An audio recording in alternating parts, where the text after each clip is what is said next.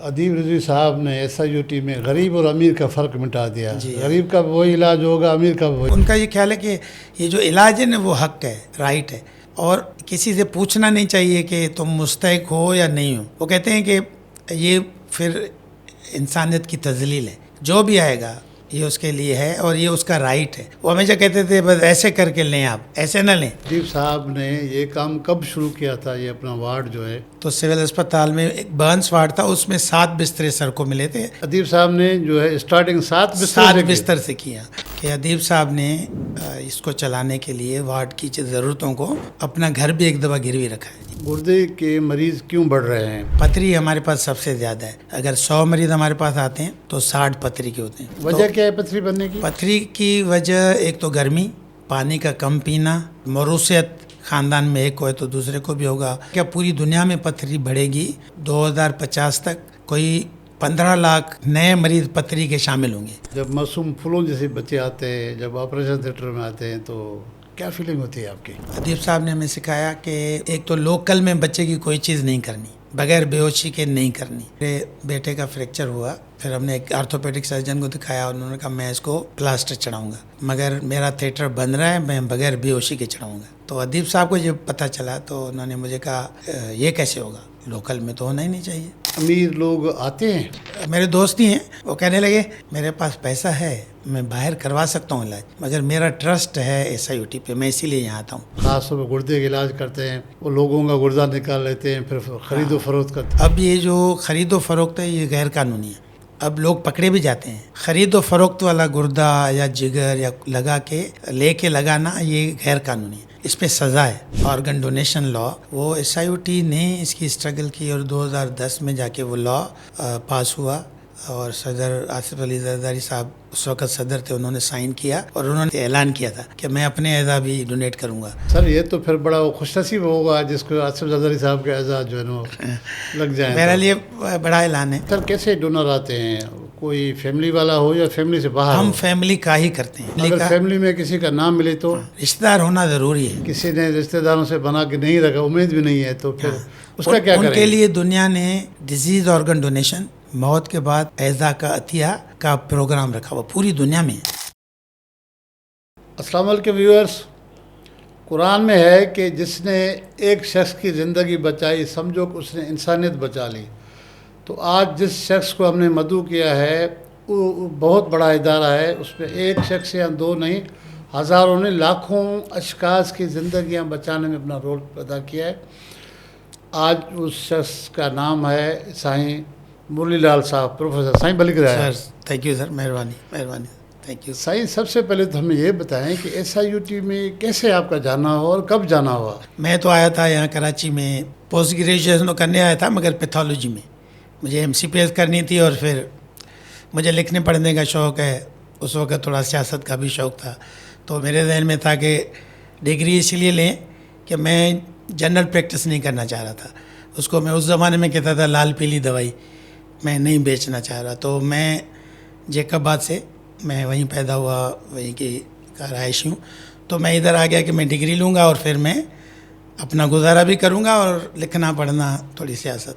तो मैं Pakistan medical association में मेंबर था, मैं डॉक्टर हूँ, क्योंकि उस ज़माने में अदीब रिजवी साहब भी चलाते थे PA में, रहमान अली हाशमी साहब, अदीब रिजवी, ये सब, एक हारून साहब हमारे जो साइकेट्री वाले प्रोफेसर हैं, जाफ़र नकवी साहब जो नेफ्रोलॉजिस्ट हैं सबसे बड़े, उन तीनों की डेथ हो गई। तो PA में मैं मेंबर था, मैं काम वाम करता था वहाँ, मैं मेंबरशिप बहुत लाता था, एक्टिव भी था। तो सर ने मुझसे पूछा, अदीब साहब ने, क्या कर रहे हो? मैंने बताया कि मैं आया हूँ पैथोलॉजी में MCPS करने, और तो उन्होंने कहा नहीं तुम यार इतने एक्टिव हो, तुम माइक्रोस्कोप पे बैठोगे, तुम ऐसे आदमी लगी नहीं रहे हो, तुम मेरे साथ काम करो। अच्छा, अदीब साहब से हम इम्प्रेस बहुत थे, क्योंकि अदीब साहब वाहिद सीनियर थे जो जूनियर्स के साथ बैठते थे आगे। कहीं अगर PMA की मीटिंग करने जाना है तो हम गाड़ी में बैठे हैं, बस में, वैन में, तो वो हमारे साथ आके पीछे बैठते थे, बाकी सीनियर सब आगे बैठते थे, वो आके। अदीब साहब पढ़े लिखे आदमी, बहुत किताबें उनकी बहुत पढ़ी हुई हैं, उनको याद भी हैं, पूरे के पैरा वो आपको सुनाएंगे फिलहाल किताब में। तो वो हमारे साथ सियासत, हिस्ट्री और इस पर बातें करते थे, तो हम इम्प्रेस भी थे। तो उन्होंने जब दावत दी कि मेरे साथ काम करो तो अच्छा भी लगा। फिर मैंने इधर उधर से भी डिस्कशन की, तो सब ने कहा भाई अदीब साहब कह रहे हैं, वाकई यूरोलॉजी बड़ी फील्ड है। फिर अदीब साहब ने कहा यार तुम MCPS करोगे 2-3 साल तो लग ही जाएंगे, 5-6 साल में मास्टर कर लो मेरे साथ आके। फिर मैंने कहा जो मेरा लिखने पढ़ने और थोड़ा बहुत सियासत का शौक़ है तो उसका क्या होगा, तुम करना, हम तुम्हें इजाज़त देंगे, तुम करना मेरे साथ। मैं भी यही करना चाहता था अपने ज़माने में, मगर हम थोड़ा बिज़ी हो गए। खैर मैं आ गया अदीब साहब के साथ। तो इसी तरह ये 86 की बात है, 86 में तो मैं अदीब साहब के साथ जुड़ गया उस वक़्त। और मुझे याद है कि शायद 50-60 बिस्तर होंगे, एक फ्लोर था पूरा। कतई कलामी की माफ़ी चाहता हूँ, अदीब साहब ने ये काम कब शुरू किया था, ये अपना वार्ड जो है? ये सर को जब वो FRCS करके इंग्लैंड से वापस आए तो सिविल अस्पताल में एक बर्न्स वार्ड था, उसमें 7 बिस्तरे सर को मिले थे कि आप इसी में। अदीब साहब ने जो है स्टार्टिंग 7 बिस्तर से किया, तो उन्होंने वहाँ से काम ये शुरू किया। और फिर करते करते अब तो एक बड़ा कॉम्प्लेक्स किस्म का हज़ारों बिस्तर और बहुत सारी बिल्डिंग्स का एक अदर है। तो अदीब साहब ने वहाँ से शुरू किया। 86 में मैंने ज्वाइन किया सर को। उस वक़्त हम यूरोलॉजी वार्ड थे सिविल अस्पताल के, और फिर आगे चल के इंस्टीट्यूट बना।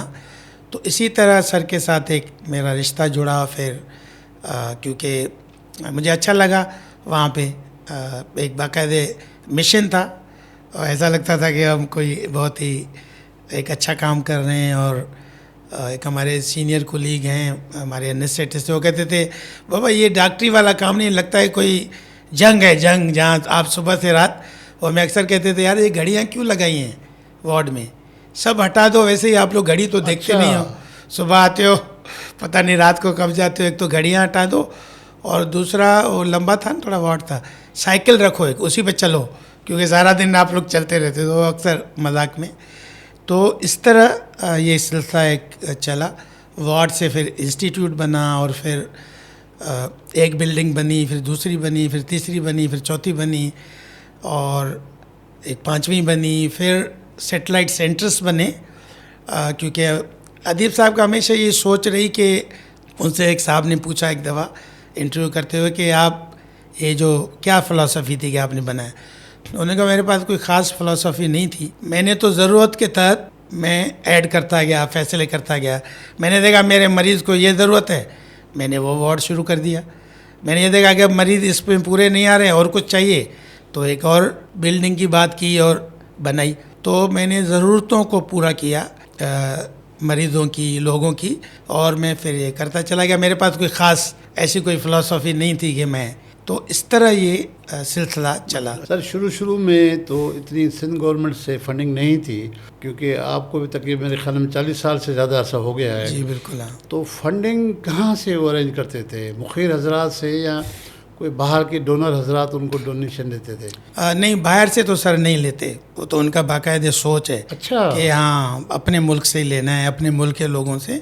तो यहीं से मुझे याद है कि उस ज़माने में एक वार्ड ही था ना, तो ज़रूरतें भी थोड़ी कम थी। तो वो अपने दोस्तों को टेलीफोन करते थे। कि मुझे याद है उनके एक दोस्त थे डॉक्टर अब्बास गनी साहब, वो पीडियाट्रिशियन थे। तो उनको उन्होंने एक दफ़ा मेरे सामने फ़ोन किया, अब्बास मुझे एक AC चाहिए। तो इस तरह अदीब साहब, और फिर अदीब साहब ये भी करते थे कि इवन वो कुछ ज़माना उस ज़माने में तो अपनी चीज़ें भी वो ले आते थे। मुझे एक दफ़ा एक साहब ने बताया कि अदीब साहब ने इसको चलाने के लिए वार्ड की ज़रूरतों को अपना घर भी एक दफ़ा गिरवी रखा है। ये तक मुझे एक ने सर बताया। आप क्या कह रहे हैं, अदीब साहब ने SIUT चलाने के लिए अपना घर गिरवी रखा? उस वक्त डिपार्टमेंट था, तो मुझे किसी ने बताया। सर तो इस चीज़ों का जिक्र भी नहीं करते, क्योंकि आपने पूछा उनसे? हाँ, मैंने पूछा भी, उन्होंने कहा ऐसे ही ख़ास जवाब नहीं दिया। मगर उनके बहुत ही करीबी दोस्त ने मुझे बताया कि तुम्हें ये पता है सर ने ये भी किया है। और मुझे याद है PMA में भी वो बहुत अपनी जेब से, अगर कोई इलेक्शन है, जाना है बाहर, तो वो खर्चे करते रहते। इसमें वो सखी भी थे, अभी भी सखी हैं, पहले भी थे। इस तरह ये अदारा चलता रहा। फिर इंस्टीट्यूट बना, फिर चीज़ें बढ़ती गईं। मगर अदीब साहब का ये रहता था कि आप काम करें, फिर आपको चीज़ें मिलती जाती हैं। आप काम करें, बस आपका काम नज़र आएगा। उस ज़माने में तो सर किसी से मांगने के भी थोड़ा इतना फेवर में नहीं होते थे। दोस्तों यारों से ज़रूर कहते थे, मगर जनरली ये था उनकी सोच थी। सर सिंध गवर्नमेंट ने कब से आपको ठीक ठाक अपने SIUT को जो है ग्रांट देनी शुरू की, और कभी वफाकी हुकूमत की जानिब से ग्रांट मिली है? नहीं, सिंध गवर्नमेंट नहीं दी हमेशा, जो मुझे पता है, क्योंकि मैं बहुत ज़्यादा एडमिनिस्ट्रेशन में नहीं हूँ। मैं मरीज़ वाले तरफ हूँ, मगर हूँ मैं वहाँ तो सिंध गवर्नमेंट ने एग्जैक्टली मुझे तो नहीं सन याद, मगर अच्छा खासा टाइम हो गया। और पहले ज़ाहिर है उसी हालात के हिसाब से, ज़रूरत के हिसाब से तो सिंध गवर्नमेंट देती रही है SIUT को। और अदीब साहब की इज़्ज़त बहुत करते हैं गवर्नमेंट में जो भी आया, जो अभी जैसे हुकूमतें हैं पीपल्स पार्टी की पिछले काफ़ी सालों से, तो वो सर की इज़्ज़त करते हैं सब। सर को वो कहते हैं जो भी आप कहें हम करेंगे, और तो ये है। अच्छा और सर, मगर फिलैंथ्रोपी भी लोग भी मुखिर हज़रात एतमाद भी इस पे करते हैं, वो भी देते हैं। वो हाँ भी बिल्कुल देते हैं। बिल्कुल, इसी तरह यह अदारा चल रहा है। अच्छा सर, जब सिंध गवर्नमेंट की जानिब से इतनी ग्रांट मिल रही है, कभी ऐसे हुआ है कि किसी हुक्मरान ने उनको फ़ोन करके कहा होगा कि मैं ठीक नहीं हूँ, इधर आ जाओ, CM हाउस में आ जाओ, फलाना हाउस में आ जाओ चेकअप के लिए? नहीं नहीं सर, हमेशा एक तो वो पसंद भी नहीं करते कि कोई इंटरफेयर करे, मगर ऐसा मैंने देखा नहीं, कभी कभी नहीं देखा कि इवन हम तो बहुत बड़े नहीं हैं ज़ाहिर है, मगर हमें भी कभी किसी ने नहीं किया कि भाई मैं तो फ़िलहाल हूँ। चाहे यहाँ हो, चाहे सक्खर हो, चाहे हम आजकल BIUT नवाब शाह सिंध गवर्नमेंट के साथ MOU साइन किया है, वो चला रहे हैं। लाड़काना में डायलिसिस सेंटर है, फिर हमारे पेरीफ्री में डायलिसिस सेंटर्स हैं, अस्पताल है कोरंगी में मेहरुन्निसा, और उसके बाद काठोड़ में बेसिक हेल्थ यूनिट है, फिर आपका नाज़माबाद में है, गार्डन में है, ड्रिक कॉलोनी में है, आजकल गुलिस्तान जौहर में डायलिसिस सेंटर है। ये इतने सेंटर कराची में बन गए हैं? बिल्कुल, ये सारे चल रहे हैं, काफ़ी ज़माने से चल रहे हैं। अच्छा, बिल्कुल। हाँ, वहाँ पे हम ये करते हैं कि जो मरीज़ जिस इलाके के करीब रहता है वहीं उनको भेज देते हैं, डायलिसिस वहीं होती है उनकी। अच्छा। कि घर के करीब है, आना जाना आसान है। वहाँ सिर्फ डायलिसिस है या OPD भी चलती है वहाँ? वहाँ सिर्फ डायलिसिस है। काठोड़ में बेसिक हेल्थ यूनिट है, और मेहरुन्निसा में एक OPD चलती है, इस तरह। मगर ज़्यादा डायलिसिस मेहरुन्निसा में तो हम सर्जरी भी करते हैं, लिथोट्रिप्सी भी करते हैं, डायलिसिस भी है, तीनों चारों चीज़ें हैं। अच्छा, ऑपरेशन थिएटर भी है वहाँ पे। बिल्कुल, वो तो अस्पताल है पूरा। सर मैंने सुना है, आप मुझे करेक्ट करें, कि जब सक्खर में SIUT का बेस रखा गया तो आप लोग शायद हर हफ्ते जाते थे? जी बिल्कुल। हाँ, जिसमें अदीब साहब भी जाते थे, और वो जहाज़ के बजाय वो ट्रेन के सेकंड क्लास में जाते थे। वो सबके साथ इकट्ठा जाना चाहते थे, वो अकेला नहीं।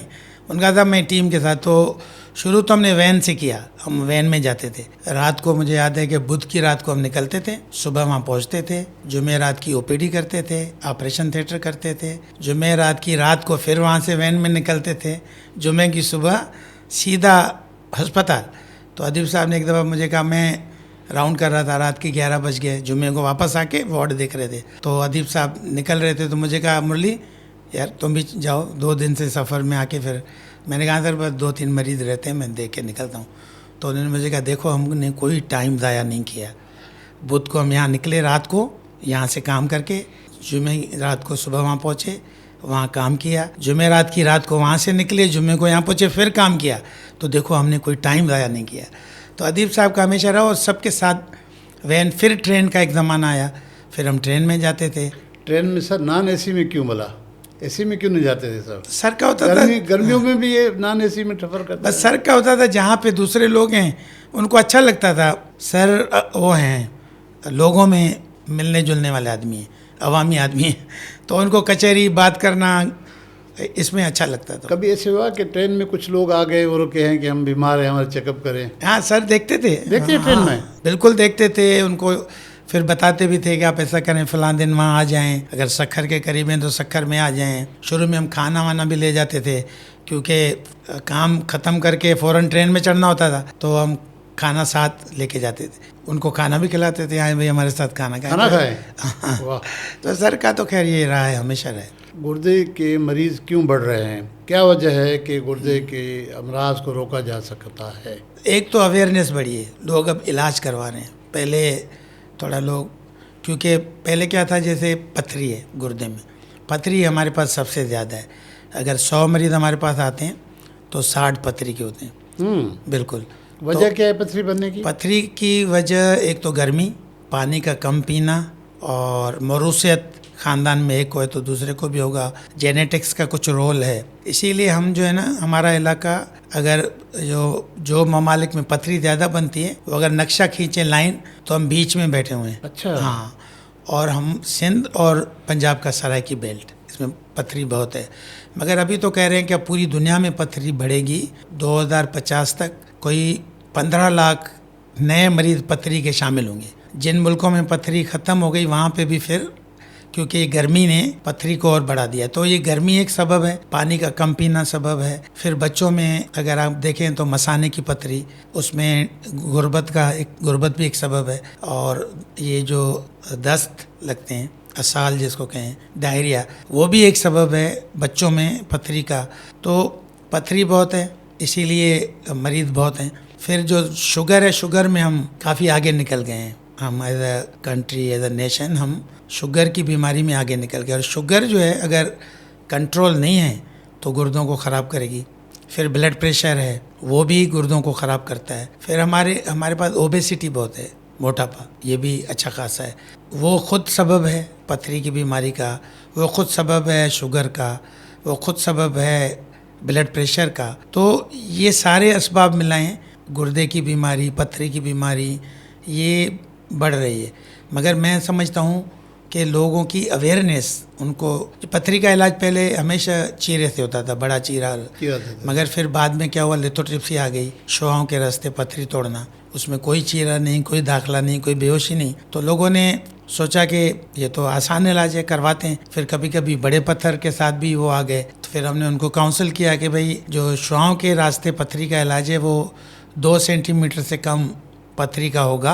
उसके बाद साइज बढ़ेगी तो फिर इलाज भी थोड़ा सा मुश्किल वाला होगा। फॉर एग्जांपल PCNL होगा, गुर्दे में सुराख करके, मगर बेहोशी में होगा। और पत्थर बड़े हैं, ज़्यादा हैं, गुर्दा भी मुतासिर हुआ है, तो चीरा लगा के ऑपरेशन करना पड़ेगा। लोग भी आना शुरू, अब आते हैं लोग। फॉर एग्जाम्पल मैं आपको बताऊं कि अवेयरनेस, ये जो आज आप काम कर रहे हैं ना, ये बहुत सारे लोग सुनेंगे। और मैं लेटर टू एडिटर डॉन में भी लिखता हूँ कभी कभी, तो मैंने एक दफ़ा पथरी पे लिखा एक लेटर, और मैंने लिखा कि पथरी का इलाज ज़रूर करवाएं वरना गुर्दे ख़राब होते हैं। तो मेरे पास एक बहुत पढ़े लिखे साहब रहते भी डिफेंस में थे, आए OPD में, मुझे कहा डॉक्टर साहब आपका मैंने लेटर पढ़ा तो मैं तब आया हूँ, मेरे दोनों गुर्दों में पत्थर है। तो पहले तो मैं सोचता था कोई दर्द नहीं कर रहे तो फिर छोड़ देते हैं, अगर आपने लिखा है कि दर्द करे या न करे इलाज करवाएं वरना गुर्दे ख़राब होंगे, तो मैं मशवरा लेने आया। मैंने उनके एक्सरे करवाया, अल्ट्रासाउंड किया, फिर मैंने बताया कि इसका आप ज़रूर इलाज करवाएं, दोनों पत्थर ज़रूर निकलवाएं। तो फिर उन्होंने कुछ टाइम के बाद, क्योंकि वो ज़ाहिर है वो तो मशवरा लेने आए थे, फिर कुछ टाइम के बाद वो आए, उन्होंने कहा डॉक्टर साहब मैंने दोनों गुर्दों का ऑपरेशन करवा दिया। तो कहने का मकसद है कि लोगों को अवेयर करना, बताना, आगाही फैलाना, ये बहुत बड़ा काम है। और मीडिया का इसमें बड़ा रोल बनता है।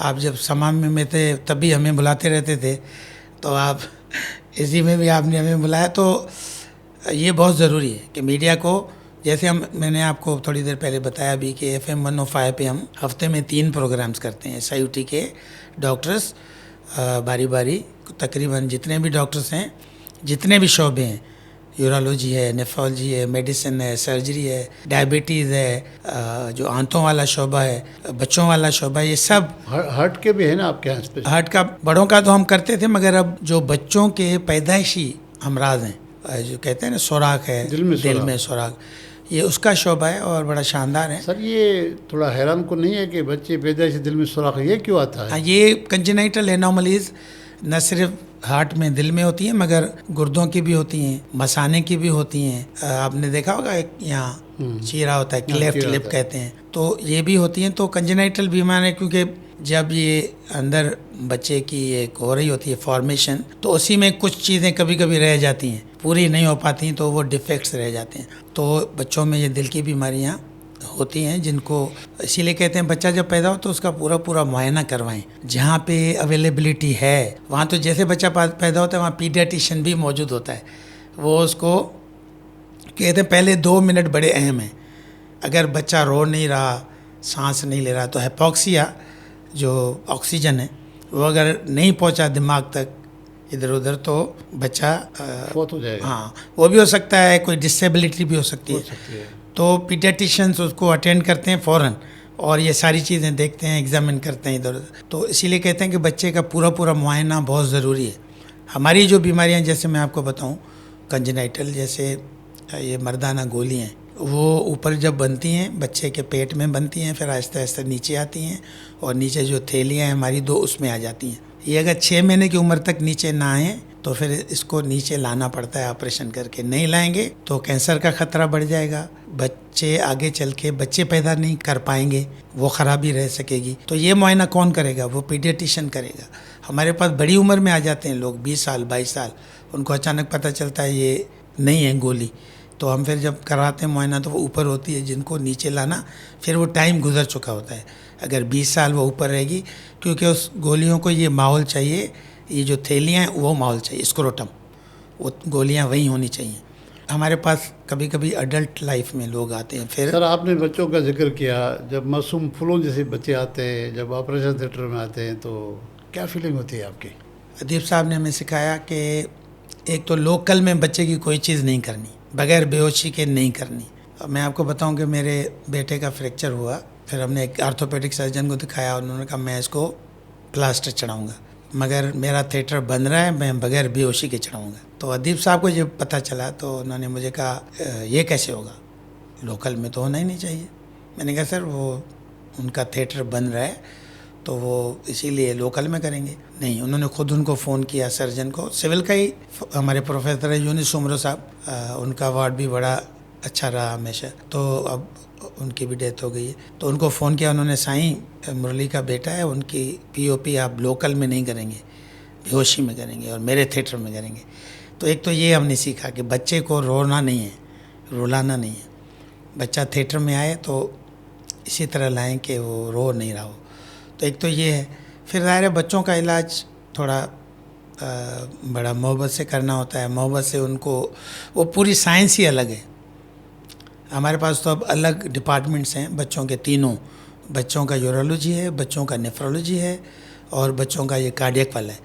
मगर हमने भी शुरू वाला ज़माना बच्चा और बड़ा हम एक ही जगह ट्रीट करते थे, तो मगर बच्चों की हैंडलिंग अलग है, हाथ भी अलग हैं, वो लहजा भी अलग है, वो तरीका भी अलग है। तो आपकी बात सही है कि ज़ाहिर है बच्चों को करते हुए ज़ाहिर है हम भी इंसान हैं, डॉक्टर्स भी इंसान हैं, सर्जन भी इंसान हैं, तो ये होता है, मगर वो अलग साइंस है जिसको फॉलो करना पड़ता है। सर कभी कभी ऐसे हुआ है कि किसी डॉक्टर का अपना बच्चा आया हो और ऑपरेशन उसने किया हो या जवाब दिया कि मैं नहीं करूँगा, क्योंकि आपकी रिलेशन उस तरह से जब वो सोचेंगे तो फिर वो नहीं कर वो अक्सर लोग खुद नहीं करते, फिर नहीं करते, नहीं करते, कहते हैं कि अपने कुलीग से करवाते हैं, मगर कभी कभी खुद करना भी पड़ता है। जैसे मेरा जो पहला बच्चा था उसको जॉन्डिस थी, पैदाइशी जॉन्डिस होती है जिसको, तो वो थी, तो उनको कैनुला पास करना था, तो उन्होंने बुलाया कहीं से, वो नहीं कर सका। क्योंकि मैंने भी पीडियाट्रिक्स की कुछ महीने, जब मैं नया नया आया था, तो मैंने कहा मैं खुद डालूंगा कैनुला। रो रहा होगा बहुत, थोड़े परेशान थे कि आप डॉक्टर साहब कैसे डालेंगे, अपने बेटे को खुद डालेंगे। मैंने कहा नहीं, मेरा थोड़ा है तजुर्बा, तो मैंने खुद डाला, एक प्रिक में ही डाला। कभी कभी करना भी पड़ता है, मगर जनरली लोग उसको अवॉइड करते हैं, अपने कुलीग से करवाते हैं, ये है, मगर कभी खुद भी करना पड़ता है। इस वक्त तक सालाना जो है कितने लोगों का ऑपरेशन होता है और कितने अफराद का जो है डायलिसिस होता है? पूरे सिंध भर की बात कर रहा हूँ। SIUT के हवाले से, SIUT के हाँ, SIUT की तो जो है ना सर, कोई तकरीबन 2000 मशीनें, 2000 मशीनें डायलिसिस की, जो कि अगर पूरे हम सेटअप को जाने, 1500 तो इधर हैं कराची में, और हम 4 शिफ्टें चलाते हैं। एक डायलिसिस मशीन सुबह से तकरीबन दूसरी सुबह 2-4 घंटे पहले तक 4 से 5 उसमें सेशंस चलते हैं। तो ये डायलिसिस तो इस तरह, जैसे मैंने आपको बताया कि हमारे इतने सेंटर्स हैं, फिर भी मरीज़ बहुत हैं। अब हमने ये जो रीजन प्लाजा में हमने, जिसको हम अस्पताल बनाने जा रहे हैं, बनाई है, जिसमें हमने 55 मशीनें ऐड की हैं डायलिसिस की, और वहाँ भी डायलिसिस हो रही है। पुराने हमारा जो सेटअप है दीवान फारूक, पुराना हमारे जो सिविल अस्पताल वाला वार्ड है, वो वहाँ डायलिसिस हो रही है। फिर ये Mehrunnisa, brick colony, garden, Najmabad, फिर गुलिस्तान जौहर, फिर सक्खर, फिर लाड़काना, फिर मुजफ्फराबाद कश्मीर, वहाँ पे भी हमारा एक सेंटर है।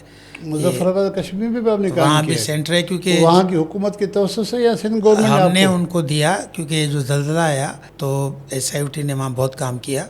हम मशीनें भी यहाँ से ले गए थे, तो हमारे पास जो मशीनें थीं उस वक़्त मुझे याद है 12 मशीनें थीं, हम उनको एक अच्छा डायलिसिस का सेटअप बना के दे आए, और एक डॉक्टर को भी हमने ट्रेन किया। अब वहाँ की सरकार भी देख रही है उसको, और हम भी उनके साथ राब्ते में हैं। तो एक वहाँ पे भी सेंटर है जो SIUT ने बना के दिया है वहाँ। अदीब रिजवी साहब ने SIUT में गरीब और अमीर का फ़र्क मिटा दिया। जी हाँ। गरीब का वही इलाज होगा, अमीर का वही बिल्कुल होगा। हाँ। तो ये ख्याल उसको कहाँ से और कब आया? अदीब साहब जो है ना वो इस तरह ही सोचते हैं। वो कहते हैं, उनका ये ख्याल है कि ये जो इलाज है ना वो हक है, राइट है, और किसी से पूछना नहीं चाहिए कि तुम मुस्तहिक हो या नहीं हो।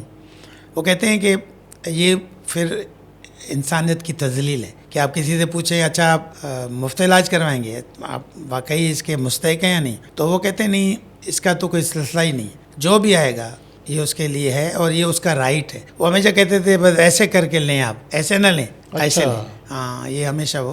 तो इसीलिए हमारे यहाँ कोई फ़र्क नहीं, और हमारे यहाँ कोई अलग वो भी नहीं है, स्पेशल वार्ड्स नहीं, कोई कमरे नहीं हैं, जनरल वार्ड्स हैं सब, और जो भी आएगा उसी में रहता है, जनरल वार्ड्स में रहता है। कोई अलग कमरे नहीं है कि भाई कोई ख़ास आएगा तो उसको अलग कमरा देंगे, ऐसा नहीं। जनरल वार्ड्स हैं सबके लिए, और साफ़ सुथरे अच्छे। हम कोशिश करते हैं कि साफ़ सुथरे हों। इलाज ज़ाहिर है वो तो अदीब साहब का हमेशा रहा। ये एक अच्छी खूबी है कि कोई किसी को एक दफ़ा दाखिल हो गया कोई परेशानी नहीं, चाहे करोड़ों रुपया खर्च हो, चाहे 2 करोड़ हो, चाहे 5 करोड़ की चीज़ें खर्च हों, एक मरीज पे इतना खर्चा आ जाता है? पर्ची लिख के देने का कंसेप्ट नहीं। आप देखें ना, ट्रांसप्लांट है ये तो महंगा इलाज है, क्योंकि सर्जरी और प्लस दवाइयाँ। गुर्दे के ट्रांसप्लांट को देखें, कोई 30 से 40-50 लाख का खर्चा है बाहर। फिर दवाइयाँ हर साल 4-5 लाख की खानी पड़ती हैं। तो ये पूरी ज़िंदगी के लिए खानी पड़ती हैं। डोज कम होता जाता है मगर खानी पड़ती हैं। रोबोट है, हम रोबोट के ज़रिए सर्जरी कर रहे हैं, रोबोट वाला इलाज है। डायलिसिस आप देखें, हफ्ते में 2 से 3 डायलिसिस करनी पड़ती हैं। बाहर फ़ी डायलिसिस 15 से 20 हज़ार है। तो इस तरह आप देखें तो ये अच्छा खासा हो जाता है, और फिर इस पे भी ख्याल रखा जाता है कि सर वैसे अमीर लोग आते हैं? बिल्कुल आते हैं इलाज। मैं आपको बताऊं, आज भी मुझे मेरे दोस्त ही हैं, वो कहने लगे कि मेरे पास पैसा है, मैं बाहर करवा सकता हूं इलाज, मगर मेरा ट्रस्ट है SIUT पे, मैं इसीलिए यहाँ आता हूँ। मुझे पता है वो उनके पास पैसा है, ज़मीन भी है, हर चीज़। उन्होंने कहा तुम्हें पता है मैं तो ज़मींदार हूँ, मैं बाहर इलाज करवा सकता हूँ, मगर मैं इधर इसलिए आता हूँ SIUT में कि मुझे इस अदारे पे ट्रस्ट है, आप लोगों पे ट्रस्ट है, इसलिए मैं आता हूँ। तो लोग ट्रस्ट करके आते हैं हमारे पास अदारे पे। एक तरफ एक सोच है कि अमीर और गरीब का फ़र्क नहीं होना चाहिए, दूसरी तरफ हम देख रहे हैं कि जो ख़ास तौर पर गुर्दे का इलाज करते हैं वो लोगों का गुर्दा निकाल लेते हैं, फिर ख़रीदो फरोख्त करते हैं। तो इस पे तो SIUT ने बहुत जिद्दोजहद की। ये जो लॉ आया, ऑर्गन डोनेशन लॉ, वो SIUT ने इसकी स्ट्रगल की, और 2010 में जाके वो लॉ पास हुआ, और सदर आसिफ अली जरदारी साहब उस वक़्त सदर थे, उन्होंने साइन किया, और उन्होंने अपने अज़ा भी डोनेट किए थे, ऐलान किया था कि मैं अपने अज़ा भी डोनेट करूँगा। तो और उस कानून के तहत सर ये तो फिर बड़ा वो खुशनसीब होगा जिसको आसिफ जरदारी साहब के अज़ा जो है ना लग जाए। मेरे लिए बड़ा ऐलान है। और दूसरा ये कि उसके बाद फिर इस पे बंदिश लगी। अब ये जो ख़रीदो फ़रोख्त है ये गैर कानूनी है, अब लोग पकड़े भी जाते हैं। गैर यानी ख़रीदो फ़रोख्त वाला गुर्दा या जिगर या लगा के लेके लगाना, ये गैर कानूनी है, इस पे सज़ा है। तो इसीलिए कम भी हो गया, पहले तो ये बहुत था। पहले तो बाकायदे मशहूर था कि ऑर्गन बाज़ार, ये अखबारों में भी आया, बहुत मीडिया में आया, मगर अब होता है अभी भी, मगर अब वो ज़्यादा नहीं, चोरी छुपे होता है, मगर पकड़ दकड़ भी है, लोग पकड़े भी जाते हैं। सर कैसे डोनर आते हैं, कोई फैमिली वाला हो या फैमिली से बाहर? हम फैमिली का ही करते हैं। फैमिली का ही करते हैं? बिल्कुल फैमिली अगर का। फैमिली में किसी का नाम मिले तो? देखें, ये जो लॉ है ना, उसी के तहत कुछ गुंजाइश है। एक तो बहुत करीबी रिश्तेदार हैं, एक थोड़े डिस्टेंट हैं। जब जो थोड़े दूर के रिश्तेदार होते हैं तो वो होटा के थ्रू होते हैं। हमारे पास सिस्टम है, हमारे पास जस्टिस माजिदा रिजवी साहबा इसको देखती हैं, और इसकी पूरी होती है ये छानबीन कि जो डोनर है वाकई रिश्तेदार है। रिश्तेदार होना ज़रूरी है। सर फ़र्ज़ करो किसी के जो है रिश्तेदार नहीं हैं, किसी ने रिश्तेदारों से बना के नहीं रखा, उम्मीद भी नहीं है, तो फिर उसका क्या करें? उनके लिए दुनिया ने डिजीज़ ऑर्गन डोनेशन, मौत के बाद एज़ा का अतिया का प्रोग्राम रखा हुआ पूरी दुनिया में। ये आप जाएं, शुरू करें बड़े मुल्कों से, अमेरिका, कनाडा, यूरोप, नीचे आए, मलेशिया, कुवैत, सऊदी यहाँ सर अरब, वहाँ ईरान। अफोर्डिंग ना हो, यहाँ क्या होगा उसका? आपने पाबंदी लगा दी, हाँ कानून को देखेंगे। सर, वो तो उसमें क्या होता था, ये जो इधर उधर से हम लेते खरीदते थे ना, उसमें गरीब बेचारा सस्ते दामों अपना ऑर्गन बेचता था पूरी ज़िंदगी के लिए। वो उसको मिलता क्या था, बहुत ही थोड़ा, बीच में एजेंट खा जाते थे। और फिर जैसे हमारे पास तो डोनर ओपीडी भी है, रेसिपिएंट ओपीडी भी है, जो गुर्दा जिसको लगता है, जिगर जिसको लगता है उसकी ओपीडी भी है, जो देता है उसकी भी ओपीडी है। अच्छा, उनके भी एग्जामिनेशन टेस्ट सारे होते हैं, उनको बुलाते रहते हैं, क्योंकि डोनर को देखना और अहम है। वो तो सेहतमंद है, उस बेचारे ने कुर्बानी दी, अपने किसी रिश्तेदार को अपना गुर्दा दिया या जिगर का टुकड़ा दिया। सर कोई रिश्तेदार देते हुए डरते होंगे, आप डरते पूछते हैं। होंगे। हाँ। कितने लोग होंगे कि जो आसानी से देते हैं कि मुझे देना है? अब तो मेजॉरिटी देने के लिए तैयार होती है, इवन खुद आ जाते हैं कि हमारे पास बहुत सारे आते हैं लोग कि हम खुद देना चाह रहे हैं, हम आए हैं ट्रांसप्लांट के लिए। तो अब तो काफ़ी बेहतर है, अब वो पुरानी सूरत हाल नहीं है, लोग देते हैं। कि हम आप देखें ना कि तकरीबन 10,000 के करीब हम गुर्दे के ट्रांसप्लांट कर चुके हैं। 10,000 SIUT में गुर्दे के आप ट्रांसप्लांट हो समझें चुके कि हैं। कुछ दिन डायलिसिस कितने होंगे अभी सर एक साल में? डायलिसिस तो मिलियंस, मिलियंस डायलिसिस। हाँ मिलियंस डायलिसिस, वो तो सेशंस बहुत हो गए। इससे तो लिथोट्रिप्सी के मिलियंस ऑफ सेशंस। दुनिया में कोई इस तरह की मिसाल है जितना SIUT ने इतने इलाज किए हाँ, हैं? ये रीजन में बड़ा सेंटर है हमारा, डायलिसिस का भी इसी पूरे रीजन में बड़ा सेंटर है। इंडिया में भी इतना नहीं है? हाँ, ये पूरा रीजन में जो कह रहा हूँ कि बड़े से बड़ा सेंटर हमारा है, जिसमें इतनी मशीनें, और सुबह से डायलिसिस शुरू होती है, दूसरे दिन तकरीबन आधी रात तक चलती है। और कई दफ़ा हम संडे को चलाते हैं, क्योंकि जो मरीज़ हमारे रह जाते हैं हम संडे को डायलिसिस करते हैं। हमारे यहाँ ईद की तीनों छुट्टियाँ तीनों दिन नहीं होती, सिर्फ एक दिन छुट्टी होती है। अच्छा। हाँ, बाकी 2 दिन डायलिसिस होती है। तो हम ईद की छुट्टियाँ भी नहीं करते पूरी, क्योंकि ये लाइफ सेविंग है। डायलिसिस जान बचाने वाला इलाज है, नहीं करेंगे जान जा सकती है। तो इसीलिए ये इमरजेंसी है, तो ये तो हर वक्त अवेलेबल होनी चाहिए। जब भी मरीज़ आए मसले में, डायलिसिस अवेलेबल होनी चाहिए। सर आपने मरीज़ों का जिक्र किया, डायलिसिस का जिक्र किया, हमने देखा कि आपके यहाँ जो दाखिल हो जाए फिर 1 रुपये का खर्चा नहीं होता है। नहीं होता, बिल्कुल। लेकिन उनके जो रिश्तेदार हैं वो बेचारे बड़े परेशान होते हैं, उनके लिए जगह नहीं होती रहने सहने के लिए। इसके लिए कभी सोचा है, गवर्नमेंट को सिफारिश की है कि इसके लिए भी कोई बंदोबस्त किया जाए? हमें बिल्कुल इनका एहसास है, हम ज़रूर सोचते भी हैं, बातें भी करते हैं उनको। मैं आपको बताऊं, मैं ट्रेनिंग करके आया हूँ स्वीडन, जर्मनी, पेरिस। SIUT ने भेजा, तो वहाँ पे अटेंडेंस के भी हॉस्टल है। मैं स्वीडन में जिस हॉस्टल में रह रहा था, तो मैं ऐसे ही सीढ़ियाँ चढ़ रहा था, तो मुझे पंजाबी लैंग्वेज में कुछ आवाज़ आई। तो आप जब बाहर होते हैं ना, आपको अपनी हाँ पंजाबी, उर्दू, सिंधी में जो भी हो कोई मिल जाए तो आप कहते हैं। तो मैं, वो किचन था, किचन का मैंने दरवाज़ा खोला तो एक साहब अपने 2 बच्चों को कुछ बना के दे रहे थे, पिज़्ज़ा वीज़ा कुछ। तो मैंने उनके साथ गपशप की, क्योंकि अच्छा लग रहा था। वो आदमी होम सिक होता है अपने मुल्क के लिए, अपने घर के लिए।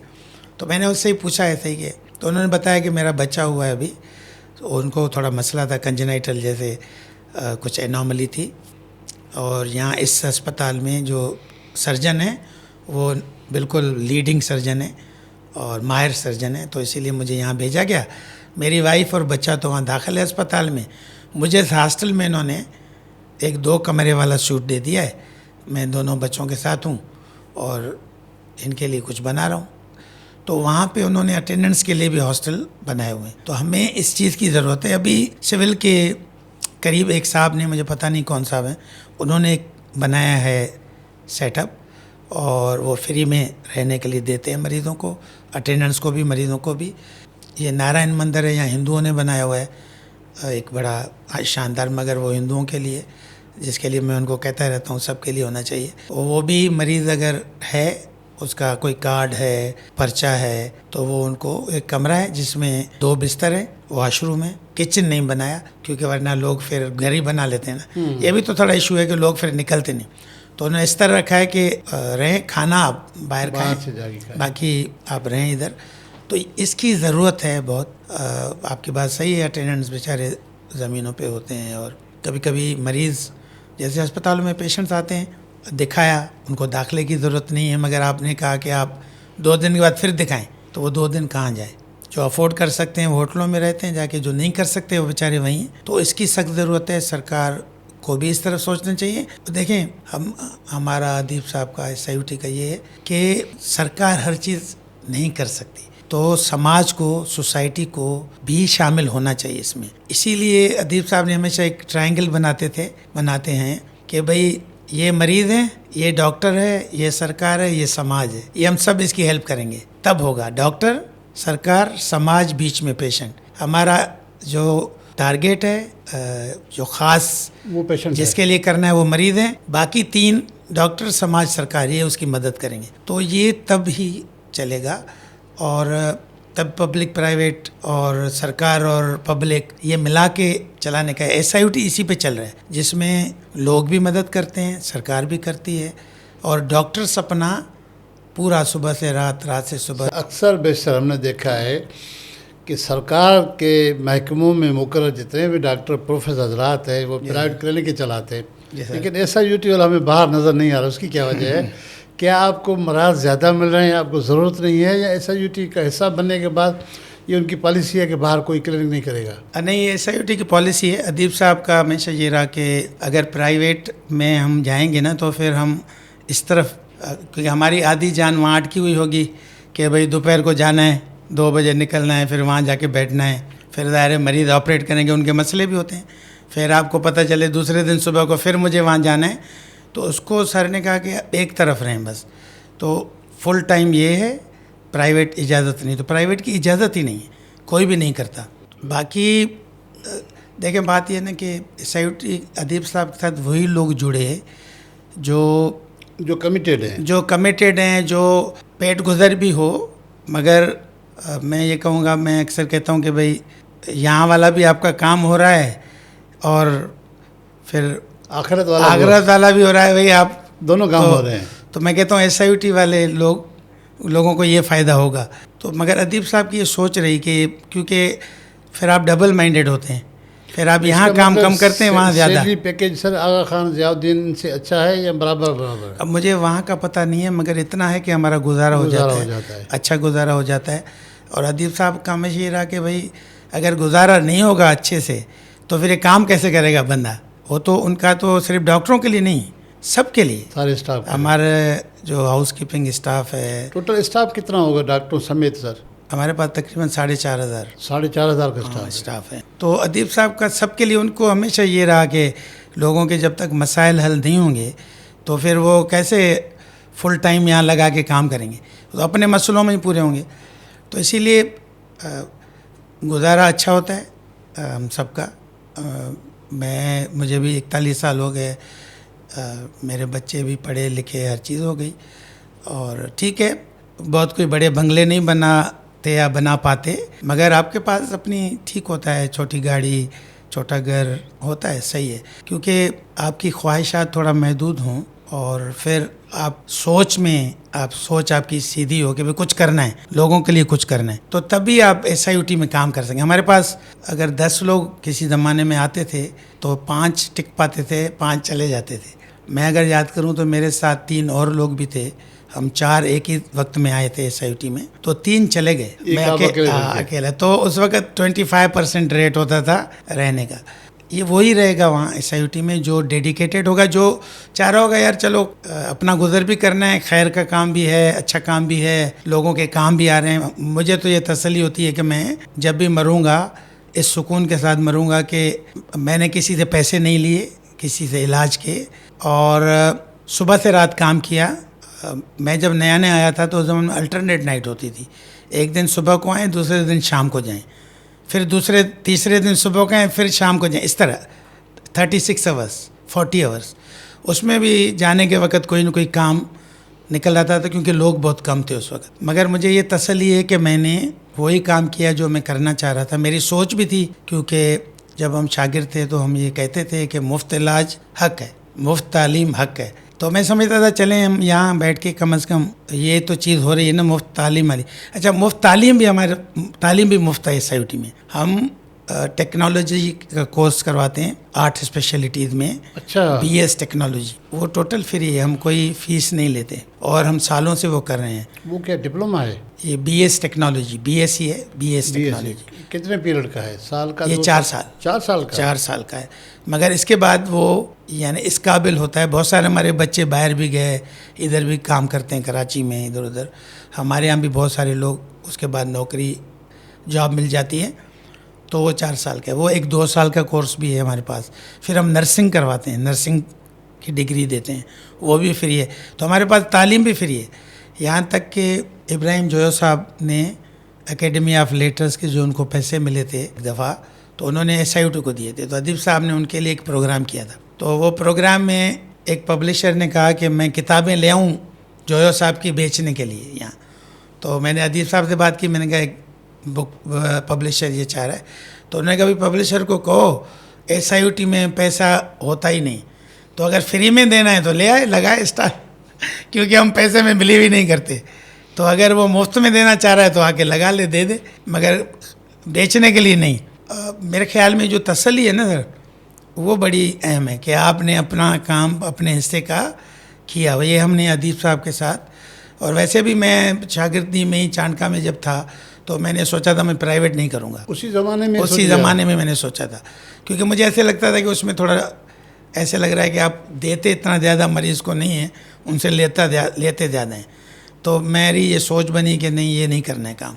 तो मेरे हिसाब से हमने अच्छा किया, या जो भी किया ठीक किया। सर फैमिली के अरकान जो हैं, दूसरे डॉक्टरों की लेविश लाइफ देखे, उनके बच्चों को देखे, आपको कभी उन्होंने जिक्र तो नहीं किया? कभी रिग्रेट की तरफ तो वो नहीं गए? नहीं, बाय द वे मेरी जो हम सफ़र हैं वो भी डॉक्टर हैं, शायरा हैं, पुष्पा वल्लभ, वली राम वल्लभ साहब की बेटी आपके हैं। ससुर भी जो है वो भी राइट शायर। हाँ।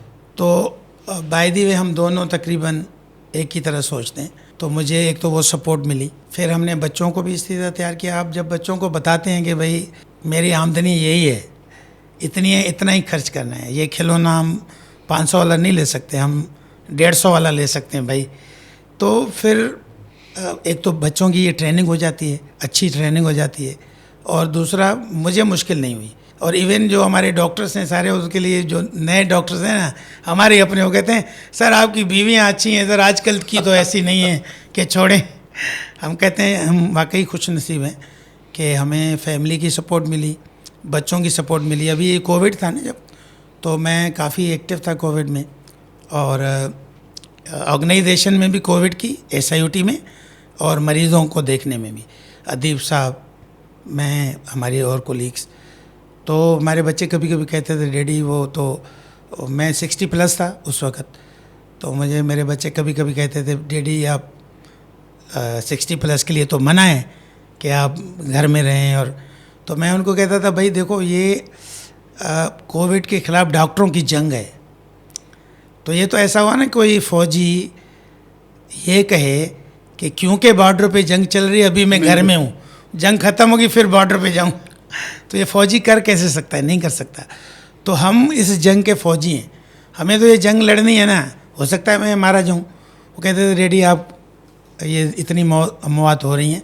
तो मैंने कहा भाई तो हम तो इस जंग से हट ही नहीं सकते, क्योंकि ये तो है ही हमारी जंग ना, अस्पतालों की जंग है, डॉक्टरों की जंग है, तो हम कैसे इसको छोड़ सकते हैं। तो इस तरह बच्चों की हमने ट्रेनिंग की, और हमारे बच्चे, मुझे खुशी है कि वो खुद लोगों की हेल्प कर रहे होते हैं, चलते फिरते डोनेशंस दे रहे होते हैं अपनी आमदनी से, जो भी उनकी है थोड़ी बहुत। तो वो डॉक्टर बनेंगे? नहीं, डॉक्टर नहीं बन रहे वो, क्योंकि उनका ख्याल है कि वो मुझे देखते हैं डैडी सुबह जाते हैं रात आते हैं, वो कहते हैं यार ये सोशल लाइफ नहीं है डैडी, ऐसे अच्छा काम है आप अच्छा काम कर रहे हैं, मगर सोशल लाइफ नहीं। मगर अच्छे हैं वो, उनकी ट्रेनिंग अच्छी हो गई है, और मुझे फैमिली पूरी ने हमेशा हेल्प की, मेरे वालिद ने भी, और मेरे घर से भी ये माहौल मिला। सोशल वर्क मैंने अपने घर से सीखा, दादा से, अब्बा से। वो भी एक तंजीम चलाते थे, वेलफेयर एसोसिएशन, एक क्लिनिक चलाते थे फ्री में, और एक बच्चियों को सिखाने का स्कूल चलाते थे, हुनरी शाला। फिर एक काम वो जो मुझे पसंद है करते थे, वो जो ख़वातीन जो घरों से नहीं निकल सकती, उनको घर में वो रॉ मटेरियल पहुंचाते थे, साबित मसाले, पापड़ का आटा, वो घर में बैठ के वो पीस के देती थी, पापड़ बना के ये बेचते थे बाज़ार में। उनको सपोर्ट मिल जाती थी। उसकी भी वो मिल जाती थी, लोगों को एक साफ़ सुथरा मसाले और पापड़ मिलते थे। तो ये मुझे बड़ा, तो ये मैंने घर से सीखा और घर वालों ने हमेशा सिखाया कि भाई, जैसे मैं कभी कभी घर में कोई दरवाजे पे फ़कीर आ गया, खटखटाया, तो कभी हम नौजवान थे ना, गुस्से में उसको भागो, हटे कट्टे हो, काम करो जाके। तो मेरी दादी कहती थी, बेटे देखो, हाथ जोड़ के मना करो, दो नहीं तो दुखाओ भी नहीं, नहीं दे रहे हो ना, न दो, हाथ जोड़ के कहो बाबा माफ़ करो, ख़त्म, डांटने की क्या ज़रूरत है। तो ये हमने अपने घर से सीखा, अपने दादा से सीखा। वो तो एक दफ़ा अपनी शॉल, सर्दियों के ज़माने, जेकाबाद, दिसंबर का महीना, अब्बा ने उनके लिए एक शॉल मंगवाई थी कोयटा से। तो वो उनका भाड़ा था, वो भैंसें पालते थे, उनको शौक़ था। तो जब वापस आए रात को तो वो शॉल नहीं थी। तो अब्बा ने पूछा कि बाबा वो शॉल आज नहीं पहन के गए थे क्या इतनी सर्दी में? तो उन्होंने कहा नहीं पहन के गया था बेटे। तो उन्होंने कहा फिर आप नहीं है? जी हाँ, वो निकल रहा था जब बाड़े से ना, तो एक मलंग मिला, फटे कपड़े थे, तो ऐसे खड़ा था। तो मैंने पूछा बाबा क्या चाहिए? तो उन्होंने कहा दोगे? तो मैंने कहा बताओ बाबा, सर्दी लग रही है, शॉल दे दो। तो उसको दे दी, मलंग को शॉल दे दी? हाँ, शॉल दे दी। तो ये हमने अपने घरों से सीखा, वो चीज़ें लेके। और फिर मैं जब स्टूडेंट था तो डीएसएफ मेरा डेमोक्रेट कामरेड थे ना बचपन से? अदीब साहब भी कामरेड थे, आप भी कामरेड। ये इदारा कामरेडों का नहीं है सर? सर नहीं, सब हैं, कामरेड भी हैं, मगर देखिए बात ये ना, अदीब साहब कहते हैं कि रेसिपी सेंटर जहाँ भी खोलें, रेसिपी SIOT की चलेगी। वो कहते भी थे, देखें जैसे अपना कोई पिज़्ज़ा की शॉप हो, कोई बर्गर की शॉप हो, हाँ, तो पता नहीं दुनिया में कहाँ उसका मरकज़ है, ऑफिस पता नहीं कहाँ है, मगर वो हर जगह आपको वही मिलेगा तकरीबन, क्योंकि रेसिपी उनकी चलती है। तो अदीब साहब कहते थे बाबा जहाँ भी बनाओ, शक्कर बनाओ, नवाब शाह बनाओ, लाड़काना, रेसिपी ये चलेगी, मुफ्त इलाज वाली, लोगों के ख्याल करने वाली, डेडिकेशन वाली। तो जो भी आएगा रेसिपी यही करेगा एडॉप्ट। कहा कि अदीब साहब ने कहा कि कराची हो, कराची से बाहर हो, नवाब शाह हो, लाड़काना हो, शक्कर हो, रेसिपी यही चलेगी। हमने सुना है कि आजकल आप पंजाब जा रहे हैं। पंजाब में कौन से शहरों में सेंटर कायम कर रहे हैं? ये ज़रा चार शहर हैं। मैं ये अब एग्जैक्टली नाम तो अभी मैंने आपको बताया भी, 4 शहर हैं, वहाँ पे जा रहे हैं। और लाड़काना में एक सेंटर का, तो उसका काम चल रहा है अभी तो शुरुआत है, वो ये है ज़रूर। तो टोटल सर ये SIOT का खर्चा होगा सिंध गवर्नमेंट की कोलेशन में? नहीं, सिंध गवर्नमेंट की तो है। हाँ, क्या पंजाब गवर्नमेंट भी इसमें शामिल होगी? ये मुझे पता नहीं, एग्जैक्टली पता नहीं अच्छा, है। ओके। मगर मुझे सिंध गवर्नमेंट का पता है कि वो है इसमें शामिल। अच्छा, ओके। बिल्कुल हाँ, SIOT की ब्रांचेज होंगी, मगर ब्रांचेज होंगी सिंध गवर्नमेंट। इसका मतलब तो ये हुआ कि अब SIOT सिंध से निकल के अब पूरे मुल्क की तरफ जा रही है। देखिए हमारा तो ये SIOT का सोच रही है, अदीब साहब की रही, कि इलाज at doorstep, treatment at doorstep, घर के करीब इलाज, क्योंकि बंदे का आना जाना भी तो मुश्किल है ना। इसी सोच के तहत शक्कर SIOT की ब्रांच खोली, इसी सोच के तहत लाड़काना में डायलिसिस हो रही, शिकारपुर में डायलिसिस हो रही, शिकारपुर में भी डायलिसिस सेंटर है हमारा, वो SIOT देख रहा है, उसको चलाता है।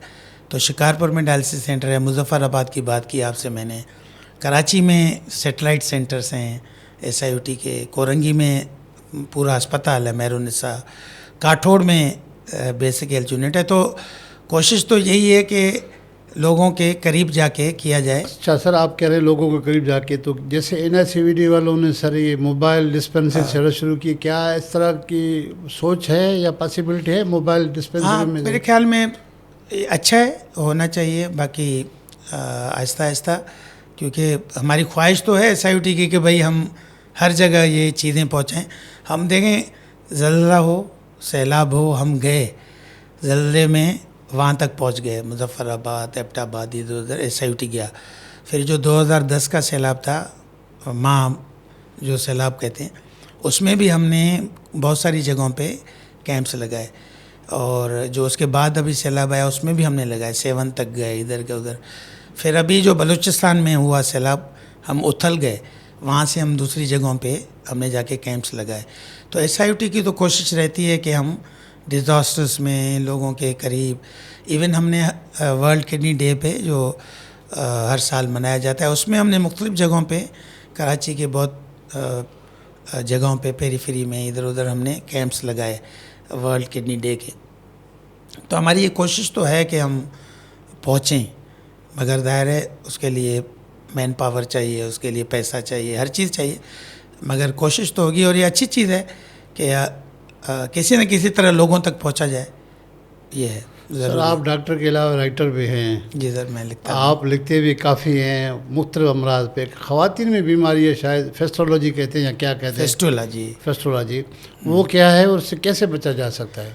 ये जैसे बात है कि बीमारियां तो बहुत हैं, मगर ये ऐसी बीमारी है जिससे बचा जा सकता है, और इसको मैं कहता हूँ मेडिको सोशल बीमारी।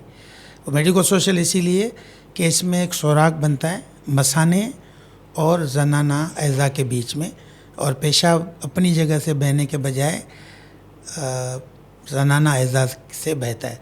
तो उसमें क्या होता है, जब पेशाब बहता रहता है तो फिर बदबू, फिर लोग दूर भागने लगते हैं, आप सोशल लाइफ आपकी ख़त्म हो जाती है।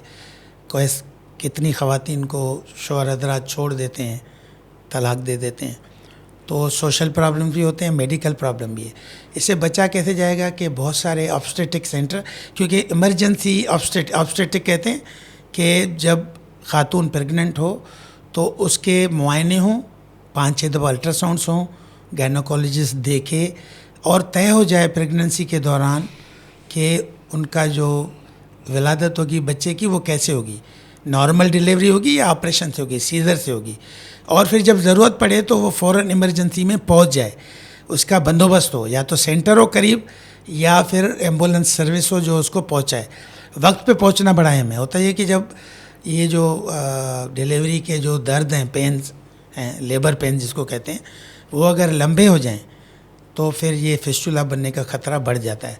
तो कहते हैं वक्त पे अस्पताल पहुंचना, बच्चे की विलादत करवाना, ये बड़ा अहम है। तो ये फिस्टुला हमारे पास हर साल 6000 पाकिस्तान में नए केसेस शामिल हो जाते हैं। नए केसेस हर साल 6000, ये एक डेटा ज़्यादा ताज़ा नहीं है सर? बहुत है। और रिपेयर कितने होते हैं? 1200-1500 साल में 2000 बस। तो ये 4000 रह जाते हैं। उनकी ज़िंदगी जो तबाह हो गई, तबाह हो जाती है। न सिर्फ ये यहाँ, ये तो एशिया और अफ्रीका का मसला है। ये पूरा 2 मिलियन फिस्टुला के मरीज़ पूरी दुनिया में, ख़ासकर अफ्रीकन और एशियन कंट्रीज़ में बैठे हुए हैं, ऑपरेशन का इंतज़ार कर रहे हैं। इसीलिए WHO भी इसके पीछे है, और ये जो यूनाइटेड नेशन फंड वाले हैं वो भी इसके पीछे हैं। तो ये फिस्टुला की बीमारी के लिए इसको देखने की ज़रूरत है, और क्योंकि इससे बचा जा सकता है। ये दुनिया में नहीं है, दुनिया में सर्जरी से तो फिस्टुला बनते हैं, ऑपरेशन थे, सीजर हो गया, बच्चेदानी निकालने के वक्त हो गया, कैंसर में हो गया, मगर ये जो बच्चे की विलादत वाले फिस्टुला है ये नहीं बनते। दुनिया ने इससे जान छुड़ा ली। जो वो दुनिया है जो जिसको हम एफ्लुएंट कहें, पैसे वाली दुनिया कहें, आगही वाली दुनिया कहें, जहाँ पे हेल्थ फैसिलिटीज़ हैं, इंफ्रास्ट्रक्चर है, वहाँ ये नहीं है, हमारे यहाँ है। तो हमें इस पे सोचने की ज़रूरत है, और सरकार को ज़ाहिर है सोचने की ज़रूरत है। जो हमारी जो समाजी तंजीमें, फॉर एग्जाम्पल मैं हमेशा कहता रहता हूँ एम्बुलेंस को घर के करीब पहुँचाएँ। स्वीडन में मैंने देखा कि जहाँ उन्होंने अस्पताल नहीं बना सके थे, वहाँ उन्होंने 5 मिनट के फासले पे एक एम्बुलेंस रखी हुई थी। आप फ़ोन करें 5-10 मिनट में एम्बुलेंस पहुँचेगी, इलाज एम्बुलेंस में शुरू हो जाएगा। अच्छा, उसमें एक डॉक्टर भी होगा, नर्स भी होगी, पूरा सेटअप होगा। फिर वो आपको अस्पताल पहुँचाएंगे, जहाँ जैसे कोविड में हमने किया, याद है कोविड में हमने किया, कर सके हम, क्योंकि पॉसिबल है, कर सकते हैं। कि एम्बुलेंस को पता होता था कि बिस्तर कहाँ खाली है, ICU में कहाँ खाली है, वार्ड में कहाँ है, वो फ़ौरन वो आपको वहाँ पहुँचाते थे।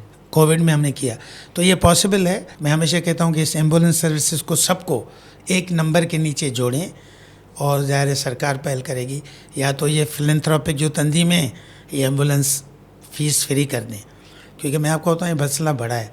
मैं सिविल में पुरानी बिल्डिंग से नई बिल्डिंग जा रहा था, तो मुझे एक अम्मा ने पीछे से आवाज़ दी, क्योंकि वाइट कोट हम हमेशा पहनते हैं, इस साइड पे हमने देखा होगा वाइट कोट के बगैर हम नहीं चलते।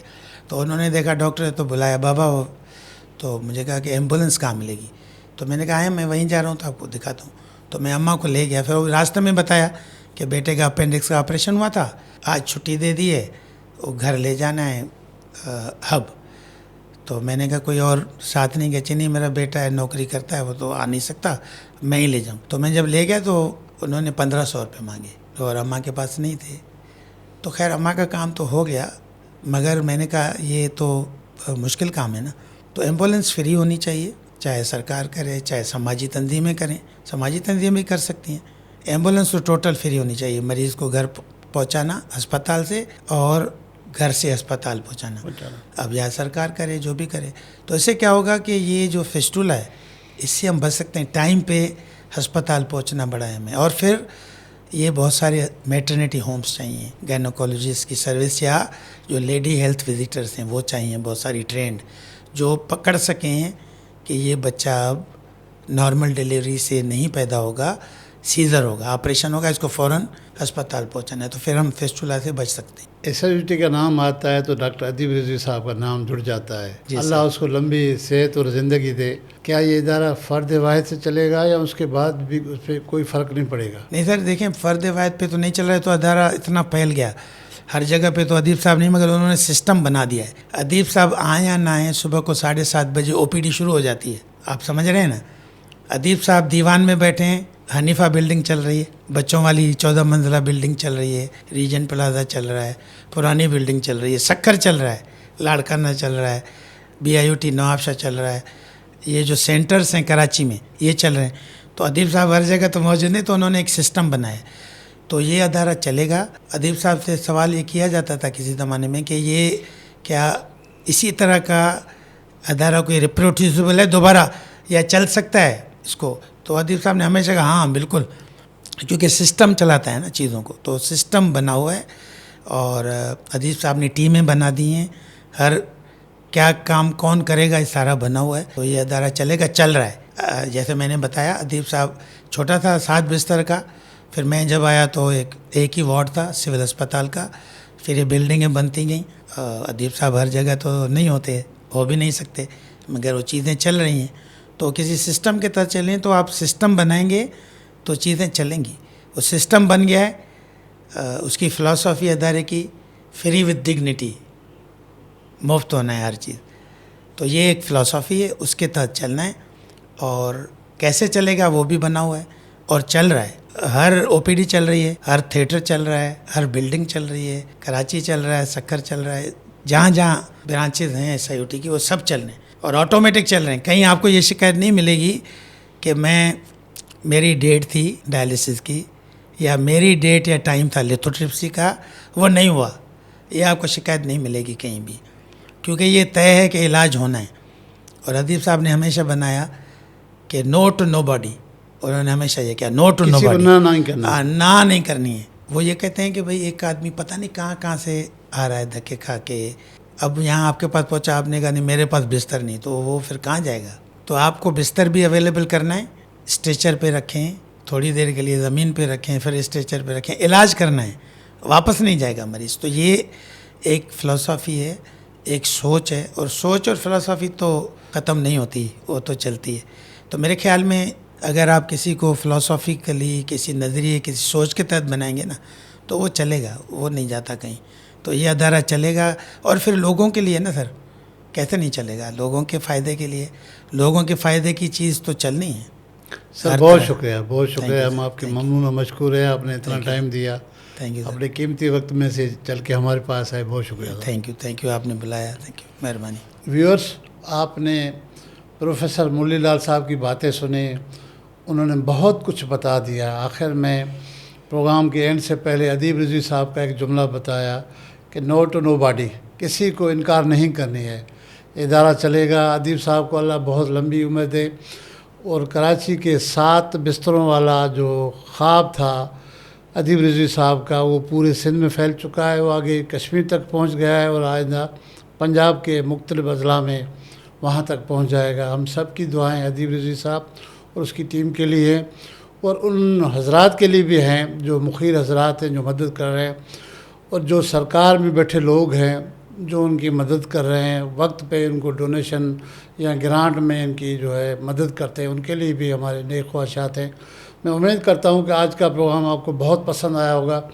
SIUT के लिए, अदीब रिजवी साहब के लिए, या किसी मामले के लिए आपको कोई राय देना चाह रहे हैं, तो ज़रूर इस YouTube वाले प्रोग्राम पे अपनी राय का इज़हार करें, तो हम उन तक पहुँचाएँगे। अपने मेज़बान मंसूर मुगेरी को दीजिए इजाज़त। अल्लाह हाफ़िज़।